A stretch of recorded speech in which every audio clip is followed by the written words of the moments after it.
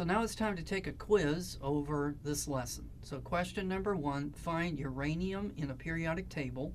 Write in nuclear notation the isotope which rounds its atomic mass to the closest whole number. So I have found a periodic table for you, and uranium is down at the bottom of the periodic table. So I've expanded it greatly so you can see all the numbers down there. So in nuclear notation, we're going to write the symbol for the element, which is uranium. Then down here, we're going to write down its atomic number, which is going to be 92, which is going to be the number of protons. And then up here, this is going to be the mass number. And so if you look here, the atomic mass for uranium is 238.029. We're going to round that to the nearest whole number, which is going to be 238. So we'll say that the one that comes the closest to the atomic mass is going to be uranium-238. Okay. So let's go back to our questions here. And question number 2, what is the strong nuclear force responsible for? So in the nucleus, you're going to have protons, and then you're also going to have some neutrons in there. So let's say that this is a typical nucleus. The protons don't like each other according to the electromagnetic force. So like charges want to be repelled.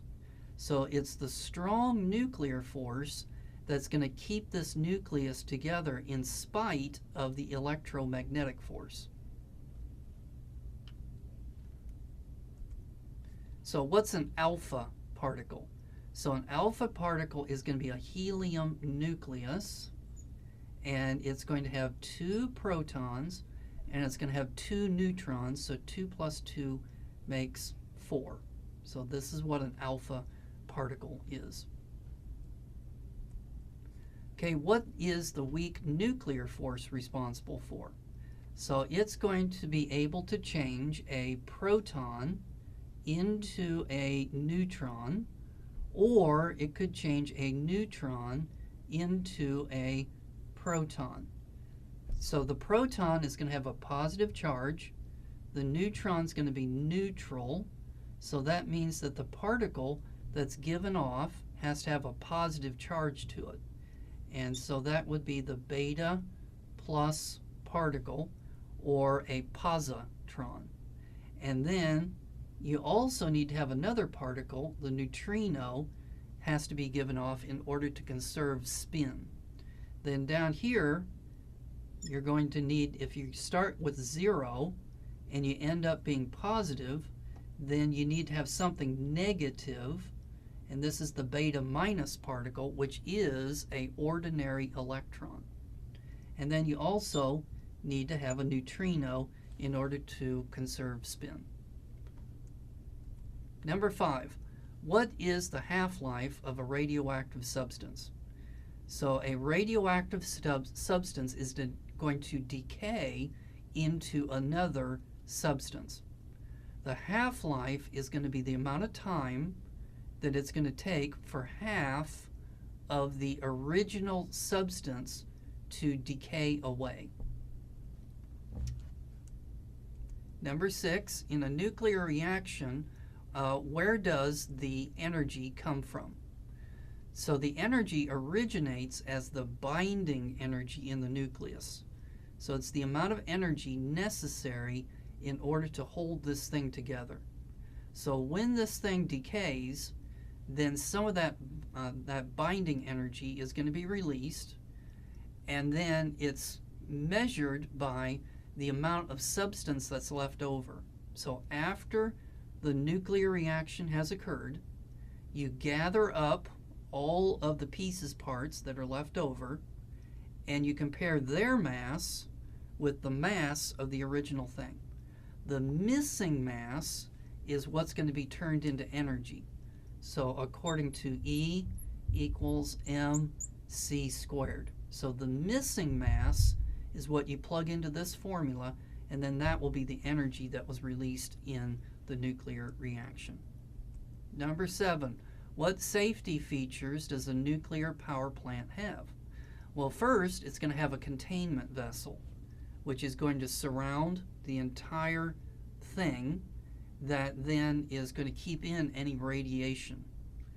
Okay, secondly, it's going to have control rods, so that if you have fuel rods, and then this whole thing is in water, so what's going to happen is that if there's no control rods, then that means that all the neutrons being released by the uranium inside the fuel rods is going to be used to create more nuclear reactions, which in turn is going to make more nuclear reactions.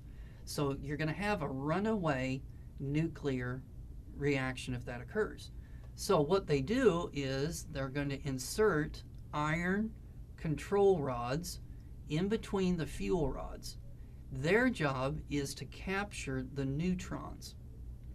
And so when the rods are completely in there, they capture all of the neutrons, which means that no more nuclear reactions are going to be generated. Now, it's still going to be generating a tremendous amount of heat, even with the control rods in there, but it's going to slow down the nuclear reactions.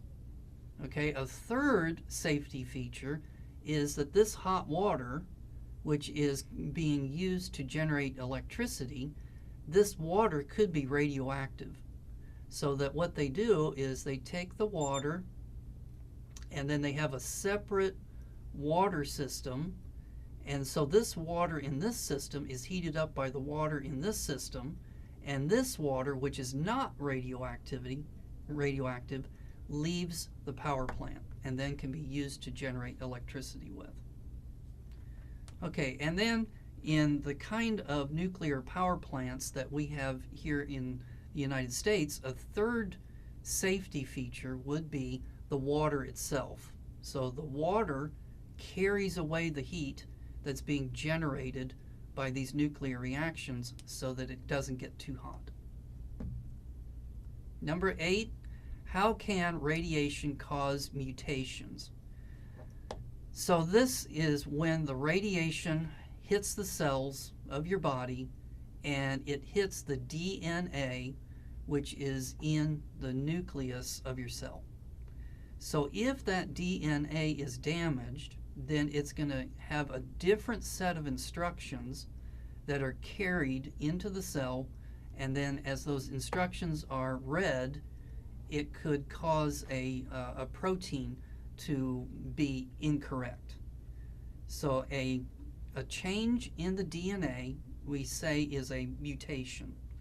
If it mutates inside the cell, it's going to cause damage to the cell. But if the mutation occurs in the eggs or sperm, then that means that that mutation can be sent on to the offspring. Number 9, what were the first elements to form after the Big Bang? So that is going to be hydrogen and helium. So roughly speaking, about 75% hydrogen and about 25% helium was formed after the Big Bang. All right, so there is your quiz. And so the next thing, if you're one of my students, stay tuned for the next set of videos, which is going to be a review for the Unit 4 exam. And if you're one of my fans in Europe, then stay tuned, because my next set of videos is going to be about mechanics, and we're going to talk about how the electromagnetic force causes the spring force. So we will talk about that in a future set of lessons. So until then, bye-bye.